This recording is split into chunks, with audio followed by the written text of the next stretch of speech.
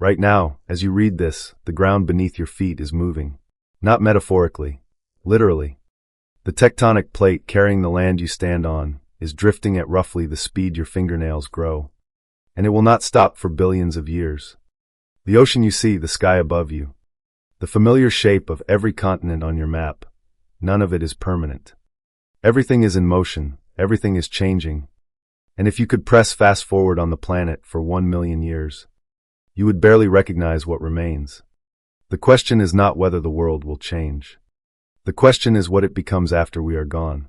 1 million years is almost impossible for the human mind to grasp. Consider that modern humans, Homo sapiens, have existed for roughly 300,000 years.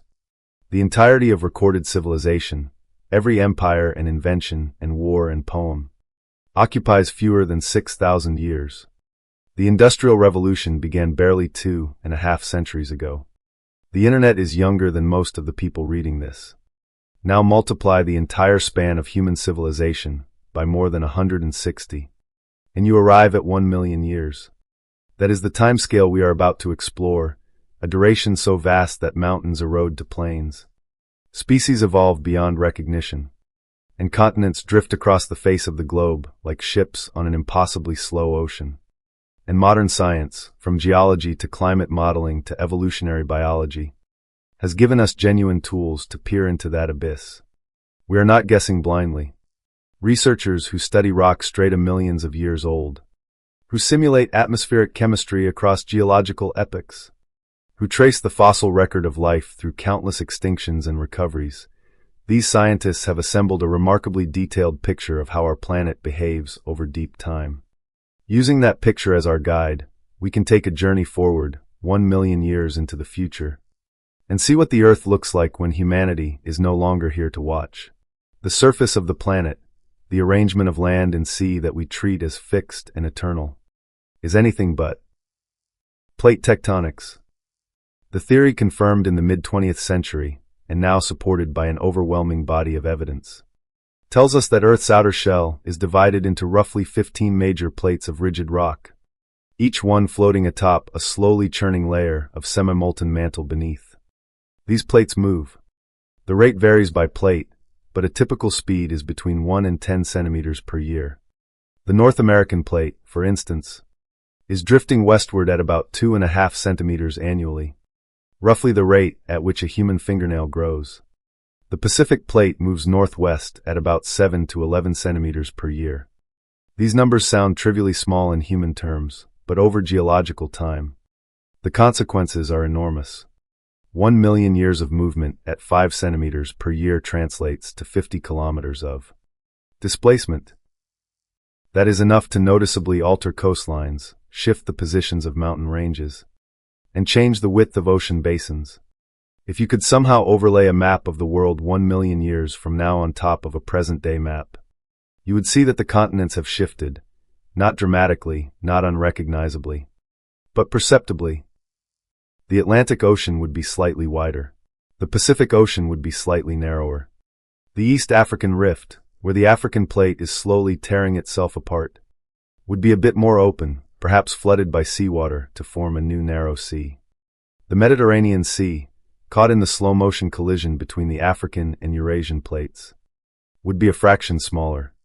The Himalayas, still being pushed upward by the Indian plate grinding into Asia, would be marginally taller, though erosion would simultaneously be wearing them down, and the net change might be surprisingly small.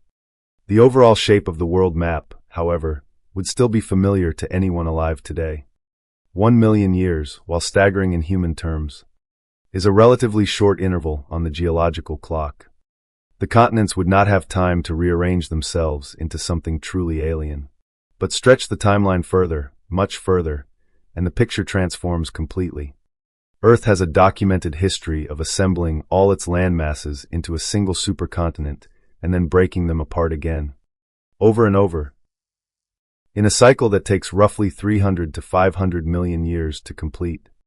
The most famous supercontinent is Pangaea, which existed from about 335 million years ago until it began breaking up around 200 million years ago. Before Pangaea, there was Rodinia, roughly 1 billion years ago. Before that, Columbia, also called Nuna, about 1.8 billion years ago. The cycle is relentless. And it means that somewhere in the future, the continents will come together again. Several competing models predict what the next supercontinent will look like and when it will form. One of the most widely discussed is Amasia. A study published in the journal Nature in 2022 by researchers at Curtin University in Australia used supercomputer simulations of mantle convection, the slow circulation of hot rock deep inside the Earth, to model how the plates will move over the next 200 to 300 million years. Their results suggest that the Pacific Ocean, which is already shrinking as oceanic crust is subducted beneath the plates surrounding it, will eventually close entirely. The Americas will collide with Asia. The resulting merged landmass, combining the Americas, Eurasia, Africa, and Australia into one colossal block of land, is Amasia. The Pacific Ocean is currently about 10,000 miles wide at its broadest point, but it is narrowing by several centimeters per year as the Pacific Plate dives beneath the North American, Eurasian, and Australian plates in subduction zones marked by deep ocean trenches and volcanic arcs. At that rate, give or take variations in plate speed over millions of years, the Pacific could close in 200 to 300 million years. An alternative model, sometimes called Pangaea Ultima or Nova Pangaea, proposes that it is the Atlantic Ocean that will reverse its current widening trend and begin to close, bringing the Americas back together with Europe and Africa. In this scenario, newly forming subduction zones along the Atlantic margins would begin pulling the Atlantic seafloor down into the mantle, reversing hundreds of millions of years of spreading. The result would be a supercontinent reminiscent of the original Pangaea, but with the continents rearranged into a new configuration, potentially centered on the equator or shifted toward one pole. Either way, the fundamental prediction is the same. Earth's continents are destined to merge again. What would life be like on a supercontinent? The geological record of Pangaea gives us powerful clues. When all the land is concentrated in one place, the interior of that landmass is cut off from the moderating influence of the ocean. Coastal regions enjoy relatively mild, moist climates because water absorbs and releases heat slowly, buffering temperature extremes. But the center of a supercontinent can be thousands of miles from the nearest coast. Without ocean moisture reaching the interior, vast stretches of land become arid. During the Pangaean era, the deep interior of the supercontinent was a colossal desert, baked by relentless heat in summer and plunged into bitter cold in winter. Temperature swings between day and night and between seasons would have been extreme. The same pattern would likely repeat on Amasia or any future supercontinent. Huge interior deserts, ferocious seasonal temperature variations, and a concentration of most biological activity along the coasts and on offshore islands. The world ocean, meanwhile, would be unified into a single vast body of water, a modern panthalassa, the superocean that surrounded Pangaea. Ocean circulation patterns would be radically different from today. Currently, the continents divide the world ocean into the Atlantic, Pacific, Indian, Arctic, and Southern Oceans, each with its own system of currents that redistribute heat from the equator toward the poles. With a single superocean, those current patterns would reorganize entirely, with potentially enormous effects on regional climates, nutrient distribution, marine productivity, and global heat transport. Some models suggest that a supercontinent configuration could push the planet toward more extreme climate states, either hothouse or icehouse, depending on the precise arrangement of the land and the level of greenhouse gases in the atmosphere. But we are getting ahead of ourselves. Those supercontinent scenarios are 200 to 300 million years in the future. At the 1 million year mark, the continents are only slightly shifted. The more immediate and dramatic changes on a 1 million year timescale concern what happens to the species currently living on those continents, especially us.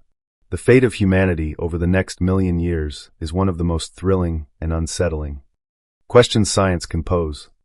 We tend to assume, unconsciously, that humans will always be here. Every story we tell, every plan we make, every institution we build assumes the continued existence of people to inhabit them. But biology offers no such guarantee. The average lifespan of a mammalian species measured from its first appearance in the fossil record to its extinction, is roughly 1 to 2 million years. Some species persist far longer, and some vanish far sooner, but the median is sobering. Homo sapiens is approximately 300,000 years old. By the statistical average, we are somewhere between 1/6 and 1/3 of the way through our species' expected run. That does not mean extinction at the million-year mark is inevitable. The average is just an average.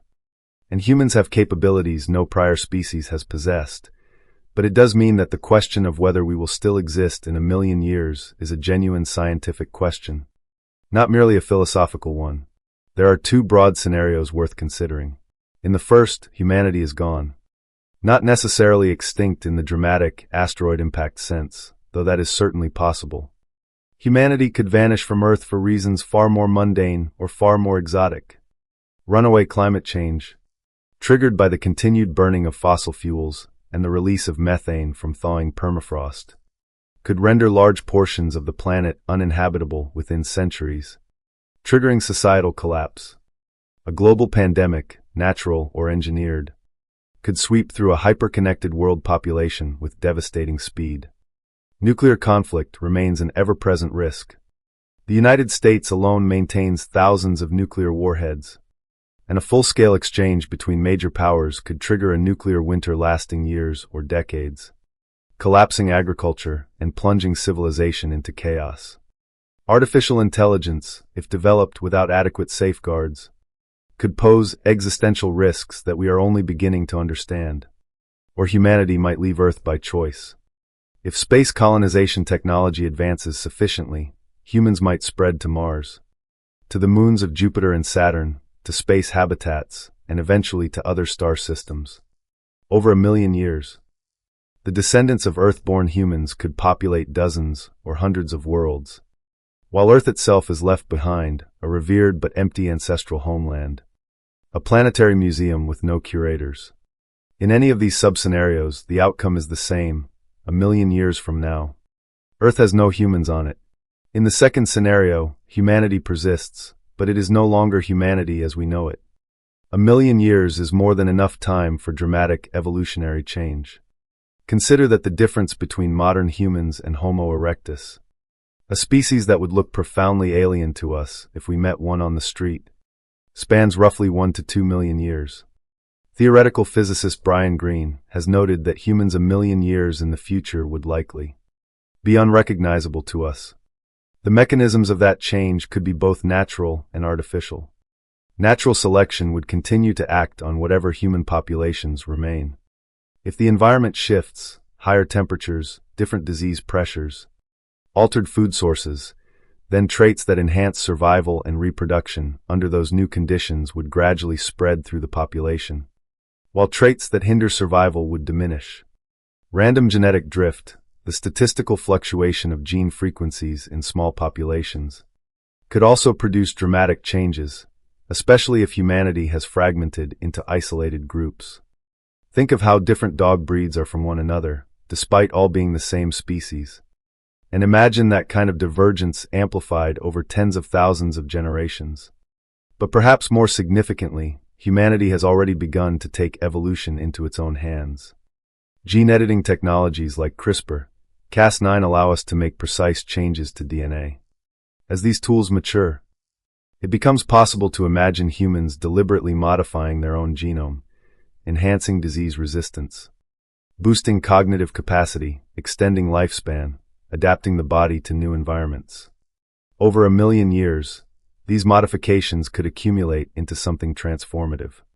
Meanwhile, the merging of biology and technology is accelerating. Brain-computer interfaces, currently in their infancy, could eventually allow direct neural communication with machines, vastly expanding human cognitive abilities. Artificial organs, synthetic blood, and engineered tissues could make the human body more durable and adaptable. At some point, the distinction between biological human and technological augmentation becomes meaningless. The beings walking the earth 1 million years hence might be part organic, part synthetic, part digital, a new kind of entity that we would struggle to classify as human in any meaningful sense. They might live for centuries. They might share thoughts directly, mind to mind, through some descendant of the internet wired into their neurology. They might have engineered their bodies to tolerate radiation levels that would kill an unmodified human, or to breathe atmospheres with different gas compositions, or to survive in the vacuum of space without a suit. They would be, in every functional sense, a new species, perhaps several new species, diverged from one another as much as modern humans diverge from chimpanzees. And they would look back on 21st century Homo sapiens the way we look back on Homo erectus, as distant, primitive ancestors, fascinatingly simple. But let us dwell on the first scenario, the one where Earth is left without humans, because it raises the most captivating questions about the planet itself. What happens to the biosphere when the single most dominant species in its history suddenly disappears?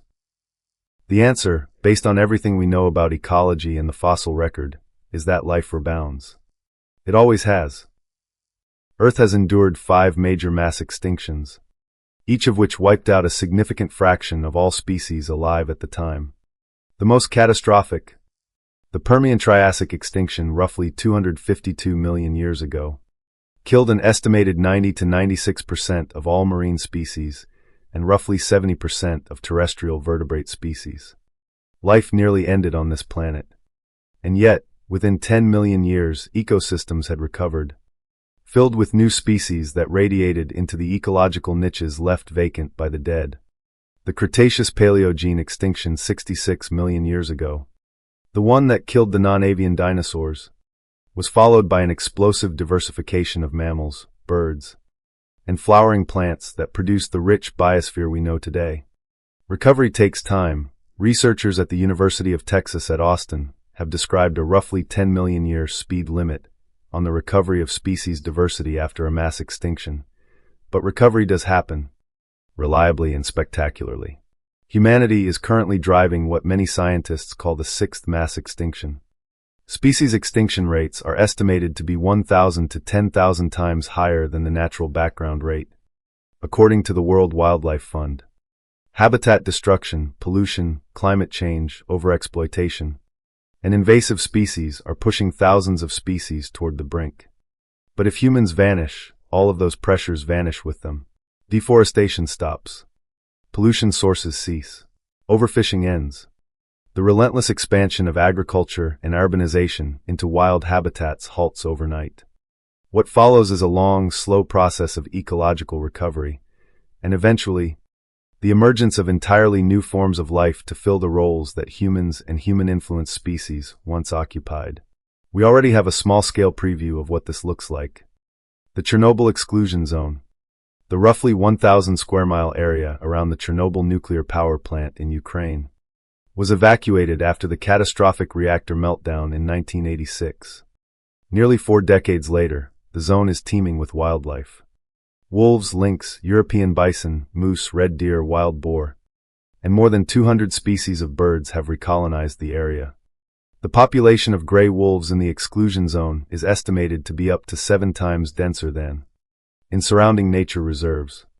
The lesson is stark and simple: remove humans and nature floods back in. Even in a place contaminated by one of the worst nuclear disasters in history. Scale that up to the entire planet, and give it not decades but hundreds of thousands or millions of years. And the result is a biosphere reborn. So who inherits the Earth? Which creatures rise to fill the ecological vacuum left by humanity? This is where science meets speculation, but informed speculation grounded in what we know about evolution and ecology. One strong candidate is the insects. Insects are already the most species-rich group of organisms on Earth. With an estimated 10 million species, most of them still undescribed by science. They are extraordinarily adaptable, capable of surviving in virtually every terrestrial and freshwater environment on the planet. Cockroaches, often cited as the quintessential survivors, have existed for over 300 million years, predating the dinosaurs. They can tolerate radiation doses that would kill a human many times over. Ants build societies of staggering complexity, with division of labor, agriculture, some species cultivate fungus gardens, and warfare. Beetles alone account for roughly 400,000 known species, more than any other order of animals. In a post-human world, freed from pesticides, habitat destruction, and the global simplification of ecosystems that agriculture imposes, insects would almost certainly undergo a massive diversification. And under certain conditions, they could get big. During the Carboniferous period, roughly 300 to 350 million years ago, atmospheric oxygen levels reached 30 to 35%, compared to about 21% today. That elevated oxygen allowed insects to grow to astonishing sizes. Meganeura, a dragonfly-like predator, had a wingspan of up to 2.5 feet, about 75 centimeters. Arthropleura, a millipede relative, reached lengths of over 8 feet. If future conditions ever pushed oxygen levels higher, perhaps through the unchecked photosynthesis of a planet blanketed in vegetation, no longer cleared for human agriculture, giant insects could theoretically reappear. Another fascinating candidate for post-human dominance is the cephalopods, specifically octopuses, and their relatives. Octopuses are widely regarded as the most intelligent invertebrates on Earth. They can solve complex puzzles, use tools, recognize individual human faces, and escape from seemingly secure enclosures with Houdini-like ingenuity. Researchers at the Natural History Museum in London and elsewhere have documented octopuses unscrewing jars from the inside, navigating mazes, and even throwing objects at people they dislike. Their brains are structured radically differently from mammalian brains, about 2/3 of an octopus's neurons are in its arms rather than its central brain, suggesting that intelligence can evolve along pathways very different from the one that produced human consciousness. The major limitation on octopuses today is their short lifespan. Most species live only 1 to 2 years. But 1,000,000 years of evolution could change that. If a mutation arose that extended octopus lifespan, allowing individuals to accumulate more learning, pass on more knowledge, and develop more complex social behaviors, cephalopods could potentially undergo a cognitive revolution. Some scientists have speculated, only half-jokingly, that if any group of animals might eventually develop something approaching civilization in the absence of humans, the octopuses are a plausible bet. Imagine millions of years hence, a species of large, long-lived, land-adapted cephalopod, its 8 arms manipulating tools with a dexterity that rivals or surpasses the human hand. Its camera-like eyes scanning a landscape no human has walked in eons. It is science fiction, yes, but grounded in biological reality. Deep-sea life is another wild card. The deep ocean is Earth's last great frontier, a realm of crushing pressure, perpetual darkness, and near-freezing temperatures that nonetheless supports a rich ecosystem based largely on chemosynthesis, the harvesting of chemical energy from hydrothermal vents and cold seeps rather than sunlight. Tube worms, bizarre translucent fish, bioluminescent jellyfish, and giant isopods thrive in these extreme conditions. As surface conditions change over hundreds of thousands of years, shifts in ocean circulation, fluctuations in temperature and chemistry, deep-sea organisms could migrate into shallower waters, or evolve new forms adapted to conditions that do not yet exist. The deep ocean is a reservoir of biological potential that we have barely begun to understand, and it could serve as a nursery for entirely new lineages of life in the post-human era.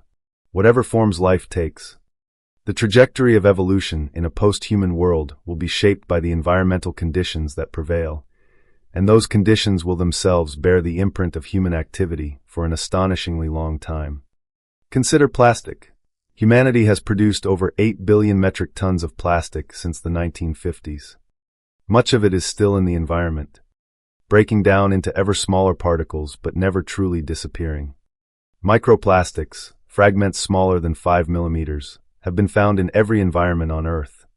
The deepest ocean trenches, the summit of Mount Everest, Arctic sea ice, agricultural soil, drinking water, and the bloodstreams and organs of virtually every animal tested, including humans. In 2016, a team of Japanese researchers led by Shosuke Yoshida at Kyoto Institute of Technology made a remarkable discovery. They found a bacterium, Ideonella sakaiensis, living in sediment near a plastic bottle recycling facility that had evolved the ability to break down PET, polyethylene terephthalate, one of the most common plastics. The bacterium produces two enzymes that work in sequence to hydrolyze PET into its chemical building blocks, which the bacterium then metabolizes as a carbon and energy source. This was the first organism ever discovered that could effectively eat one of the most durable synthetic materials humanity has ever created. And it evolved this ability in just a few decades, a blink of an eye in evolutionary terms. Now imagine what 1,000,000 years of evolution could produce. Entire ecosystems of plastic-degrading organisms, bacteria, fungi, possibly even multicellular life, could arise, mining the vast deposits of plastic waste that humanity left behind as a food source. On Hawaiian beaches, scientists have already documented plastiglomerates, a new type of rock formed when melted plastic fuses with sand, shells, coral fragments, and volcanic rock. These plastiglomerates are a literal blending of the geological and the artificial, a new kind of formation that will persist in the rock record for millions of years, and that geologists of the far future, whether human or otherwise, will instantly recognize as something that does not belong to normal geological processes. Radiation is another persistent human legacy. The atmospheric nuclear weapons tests conducted primarily between 1945 and 1963, along with nuclear accidents like the Chernobyl disaster in 1986 and the Fukushima disaster in 2011, distributed radioactive isotopes across the entire planet. Plutonium-239, with a half-life of 100 years, and cesium-137, with a half-life of about 30 years, are among the most significant. While cesium-137 will largely decay within a few centuries, plutonium-239 will remain detectable in soils and sediments for hundreds of thousands of years. These radioactive signatures will be one of the clearest markers of human existence in the geological record. And life, as Chernobyl has shown, will find ways to cope. Radiotrophic fungi that appear to use melanin pigments to harvest energy from ionizing radiation, much as plants use chlorophyll to harvest energy from sunlight, were discovered growing on the walls of the destroyed Chernobyl reactor. Research published by scientists, including Ekaterina Dadakova, then at the Albert Einstein College of Medicine in New York, showed that melanized fungi grew significantly faster when exposed to radiation levels equivalent to those inside the reactor. The mechanism is not fully understood, but the implication is extraordinary. Some organisms can turn radiation, one of the most destructive forces in biology, into a power source. Over 1,000,000 years, this ability could spread and diversify. We might see entire ecosystems in formerly contaminated zones that are built on radiosynthesis rather than photosynthesis, dark, melanin-rich organisms thriving in environments that would be lethal to almost any 20th century life form. Chemical contamination from industrial processes, agricultural runoff, and pharmaceutical waste will also leave a mark, though many of these substances will degrade or be diluted over thousands to tens of thousands of years. The more persistent legacy is the alteration of global nutrient cycles. The Haber-Bosch process, which synthesizes ammonia from atmospheric nitrogen for use in fertilizers, has roughly doubled the amount of reactive nitrogen circulating in Earth's biosphere. This excess nitrogen has caused massive dead zones in coastal waters, altered the species composition of ecosystems worldwide, and left isotopic signatures in soil and sediment that will be detectable for millennia. Future organisms will evolve in a world where the nitrogen cycle, the phosphorus cycle, and the carbon cycle have all been significantly perturbed by human activity, and the new ecological equilibrium that eventually emerges will reflect those perturbations.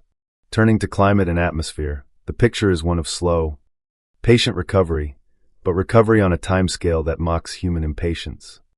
The carbon dioxide that humanity has pumped into the atmosphere by burning fossil fuels will not simply vanish when humans do. CO2 is removed from the atmosphere by several natural processes, each operating on a different timescale. The fastest is absorption by the ocean surface, which operates on a timescale of decades to centuries. Deeper ocean mixing, which carries dissolved CO2 into the deep sea, takes centuries to millennia.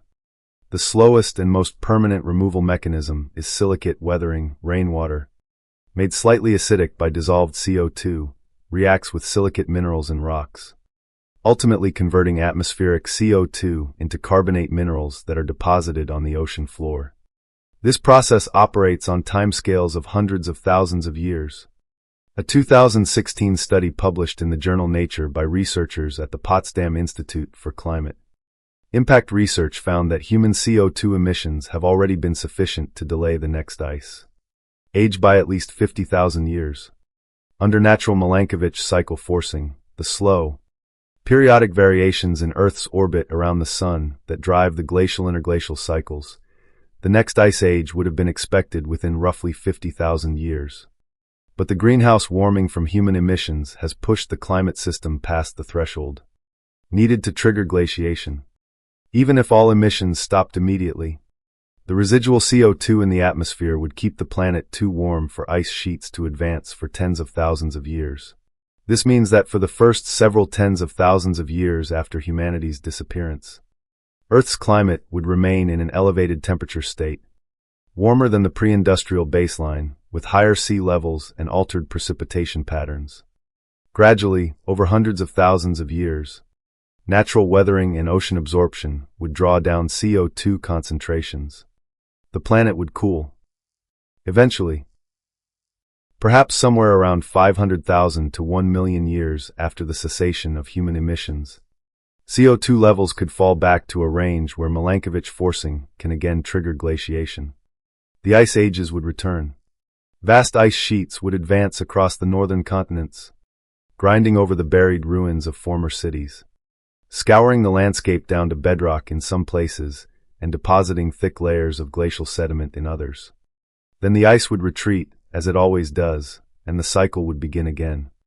1,000,000 years from now, Earth could be in the grip of a glacial period, or it could be in a warm interglacial. The timing is difficult to predict with precision, because it depends on the exact trajectory of CO2 drawdown and the precise phasing of orbital cycles. But the broad pattern is clear: the ice ages will come back, and they will reshape the landscape in ways that obliterate most surface traces of human civilization. Ocean acidification, another consequence of CO2 emissions, will also slowly reverse. Currently, the ocean's pH has dropped from about 8.2 to about 8.1 since the Industrial Revolution, and it is projected to fall another 0.3 to 0.4 units by the end of this century under high-emission scenarios.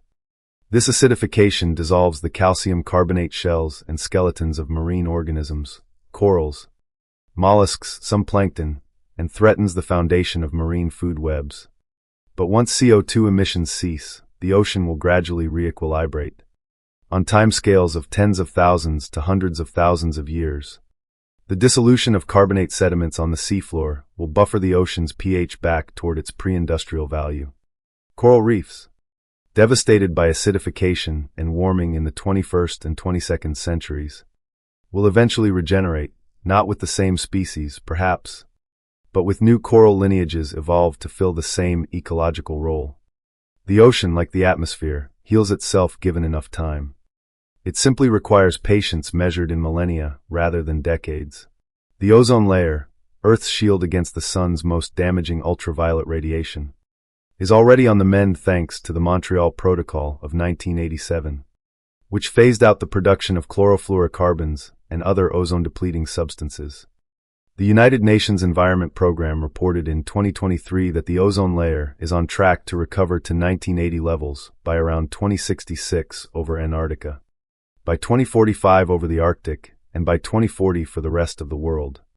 1,000,000 years from now, the ozone layer will be fully restored, functioning exactly as it did before humans began to damage it. The atmosphere will be clean. Industrial smog will be a distant memory encoded in ice cores and sediment layers. The sky will be as clear and blue as it was 100,000 years before the first factory smokestack. There is a concept in Earth science that captures this capacity for planetary self-regulation. It is called the Gaia hypothesis, proposed by chemist James Lovelock and microbiologist Lynn Margulis in the 1970s. The hypothesis suggests that the biosphere, atmosphere, hydrosphere, and lithosphere interact as a complex, self-regulating system that tends to maintain conditions favorable for life. It is not that the Earth is literally alive or conscious, rather, it is that the feedback loops between living organisms and their physical environment create a kind of planetary homeostasis. Consider one remarkable fact: over the past 4 billion years, the Sun's luminosity has increased by roughly 25 to 30%. If the Earth had no regulatory mechanisms, that increase in solar energy would have boiled the oceans long ago. Instead, the planet's temperature has remained within the range that allows liquid water to exist on the surface, a range that has permitted the unbroken continuity of life for 4 billion years. The mechanisms are not mysterious; they involve the weathering of rocks, which draws down CO2 when temperatures rise, and the activity of organisms, which can amplify or dampen greenhouse effects. The result is a planet that, over geological time, is astonishingly resilient. Whatever humans have done to it, and we have done a great deal, the Earth will, over a long enough timescale, absorb the shock and return to a state of dynamic equilibrium. That state may not be the same as the one that existed before humans. It will be a new equilibrium, shaped by a new set of conditions. But it will be stable, and it will support life. What traces of human civilization will survive into this distant future?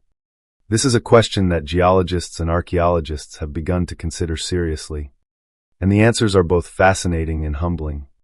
The concept of the Anthropocene, a proposed new geological epoch defined by the pervasive impact of human activity on Earth's geology and ecosystems, captures the idea that we have left a mark on the planet deep enough to be readable in the rock record millions of years from now.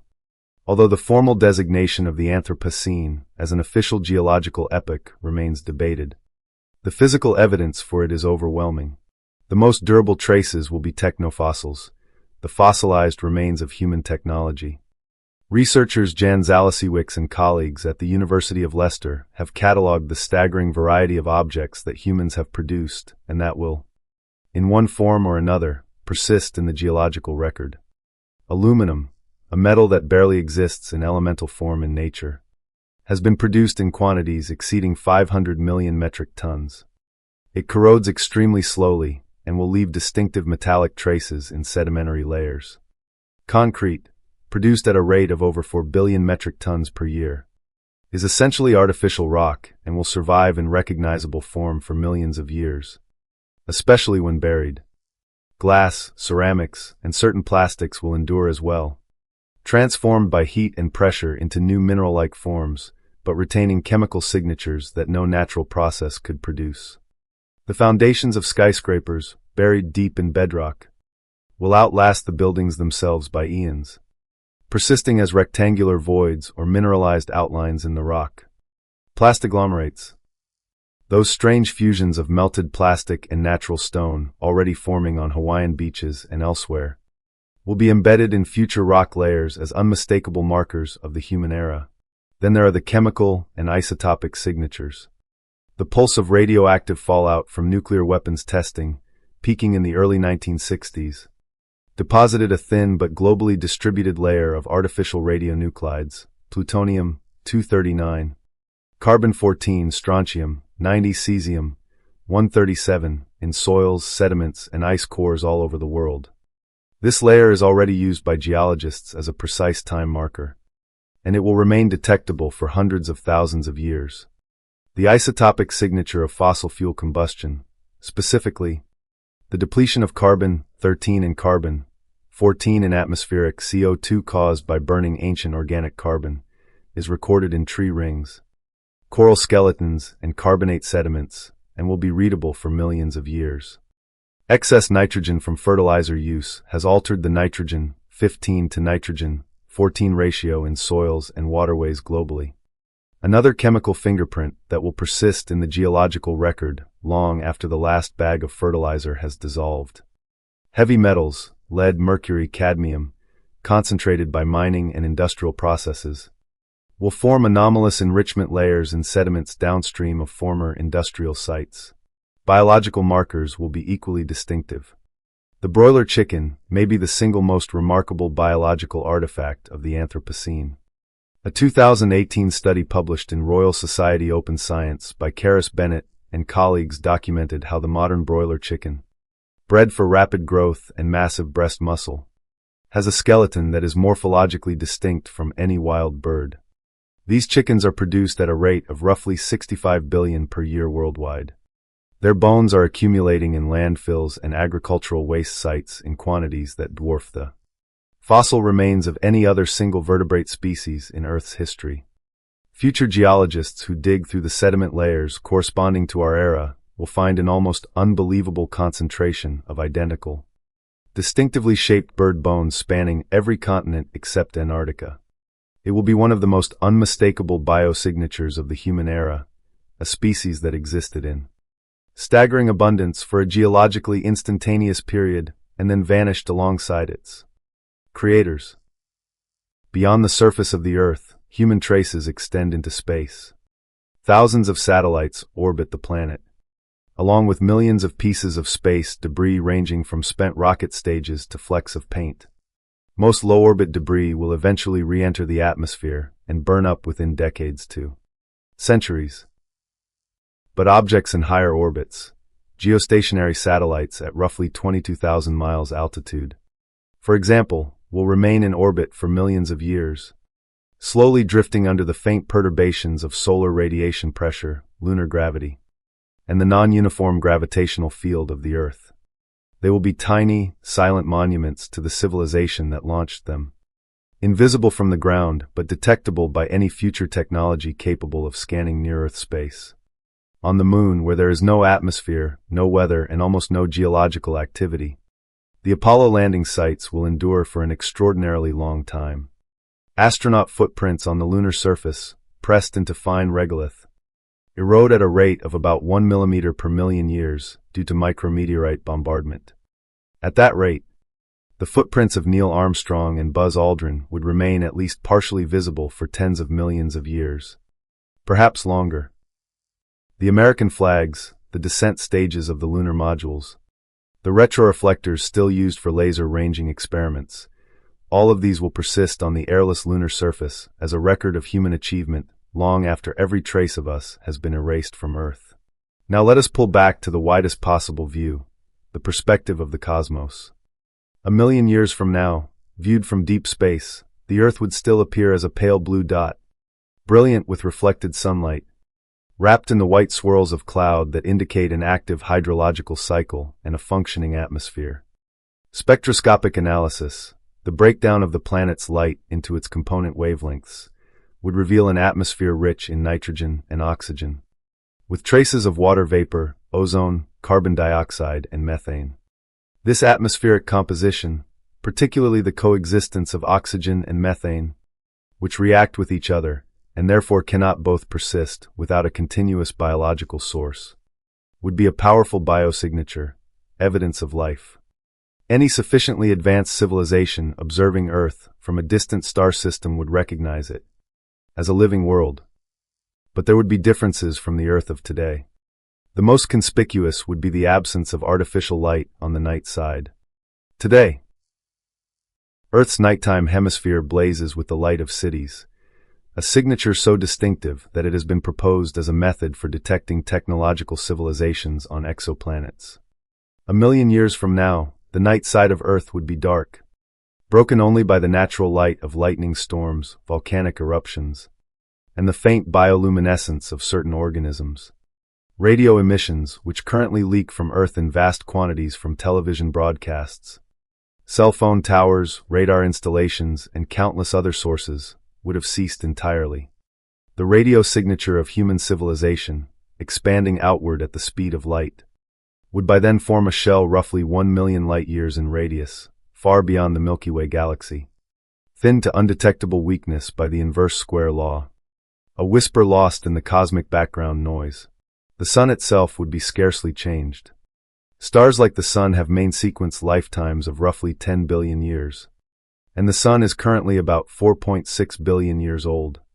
A million years is a negligible fraction of its remaining fuel supply. It would be imperceptibly brighter, imperceptibly hotter, a change too small to notice against the natural variability of its output. Earth's orbit would be essentially unchanged. The Moon would be about 24 miles farther away than it is today. having receded at its current rate of roughly 1.5 inches, about 3.8 centimeters per year. This recession, caused by the tidal interaction between the Earth and Moon, would have slowed Earth's rotation by a tiny amount. Each day would be approximately 18 seconds longer than a present-day day, based on the current rate of rotational slowing of about 2.3 milliseconds per century. These are minuscule changes, detectable only with precise instruments. But they are part of the slow, inexorable evolution of the Earth-Moon system toward a final state, billions of years hence, where the Earth and Moon are tidally locked to each other. Earth's magnetic field, generated by convection currents in the planet's liquid iron outer core, would have undergone at least one and possibly several polarity reversals in the intervening million years. Over the past 83 million years, the magnetic field has reversed an average of once every 450,000 years or so, though the spacing is irregular and unpredictable. The last reversal, the Brunhes-Machiyama reversal, occurred about 780,000 years ago. Statistically, another reversal in the next million years is more likely than not. During a reversal, which can take several thousand years to complete, the magnetic field weakens and becomes chaotic, with multiple magnetic poles wandering across the surface. This weakening allows more solar and cosmic radiation to reach the surface, potentially affecting organisms and increasing mutation rates, which could, intriguingly, accelerate evolution. After the reversal completes, the field rebuilds to full strength, but with north and south exchanged. A compass on a post-reversal Earth would point south instead of north. For the planet's biology, the effects of a reversal are debated but probably not catastrophic. Life has survived hundreds of reversals without apparent mass extinctions. For any future civilization or intelligence that might arise, it would simply be a fact of geography. Magnetic north is in the south. Let us return, finally, to the surface of the Earth, and to the question that underlies all of this speculation. Does any of it matter? If humans are gone, and no one is there to witness the beauty of a recovered biosphere, the grandeur of newly evolved creatures, the slow dance of continents, does it have meaning? This is, of course, a philosophical question, and there is no definitive scientific answer. But there is something deeply compelling about the realization that the Earth does not need us. It existed for 4.5 billion years before Homo sapiens appeared, and it will continue to exist for billions of years after we are gone, until the Sun expands into a red giant and engulfs the inner planets roughly 5 billion years from now. Our entire species, for all our achievements and failures, occupies a razor-thin sliver of geological time. We are a brief, bright flare in the long, slow burn of planetary history, and the planet will carry on without us, indifferent to our absence, fertile and dynamic and teeming with life forms we never imagined. But there is another way to read this story, one that is not nihilistic but profoundly motivating. If our actions today echo through a million years of geological and biological history, if the plastic we produce persists for eons, if the CO2 we emit delays ice ages for 50,000 years, if the species we drive to extinction leave permanent gaps in the fossil record, then our choices matter on a scale that is almost incomprehensible. Every ton of carbon we emit, every hectare of forest we clear, every species we push toward extinction is a decision that shapes the future of an entire planet for timescales that dwarf the span of any human life, any human civilization, any human empire. Conversely, every acre of wilderness we protect, every species we save from extinction, every ton of emissions we prevent is a gift to a future we will never see, a future in which the Earth is a little more resilient, a little more diverse, a little better prepared for whatever comes next. The Earth will survive regardless. The question is what kind of Earth it will be. And that question, remarkably, is one that we, here now, in this fleeting moment of geological time, have the power to answer. 1 million years from now, the Earth is still spinning. The oceans still churn. The atmosphere still shimmers blue above a landscape transformed by time, but fundamentally alive. The continents have shifted, inch by inch, toward their eventual reunion. New mountains are rising where plates collide. Old mountains have been worn to gentle hills by rain and wind and ice. The forests are different, new species of trees, new shapes of leaves, new ecosystems adapted to a climate that has settled into a new rhythm. The animals are different, the descendants of today's survivors. Diversified and specialized in ways no biologist alive today could predict. Perhaps an octopus descendant, its body adapted for both water and land. Pauses on a rocky shore and regards the sunset with eyes eerily similar to our own. Perhaps a colony of giant ants, their tunnels extending miles underground. Tends fungus gardens in the buried ruins of what was once a great American city. Perhaps a radiotrophic fungus, black as coal and thriving on residual radiation, covers the crumbled containment dome of a long-forgotten nuclear reactor, slowly, patiently converting poison into life. In the sediment beneath their feet, compressed into thin, distinct layers of unusual minerals and strange polymers and anomalous isotopes, lies the record of our existence. It is not a monument. It is not a message. It is simply the physical residue of a species that lived fast, changed everything, and disappeared. But it is there, and it is permanent, and to any intelligence capable of reading it. It tells a story once, on this blue and ancient world. There lived a creature that looked up at the stars and wondered what would happen after it was gone. The planet does not mourn us. It does not celebrate us. It simply continues, as it always has, turning slowly beneath a sun that burns steadily on, carrying its cargo of life through the vast, silent dark. The Earth is patient. It has all the time in the universe. And in 1,000,000 years, it will still be here, changed, renewed, alive, waiting for whatever comes next.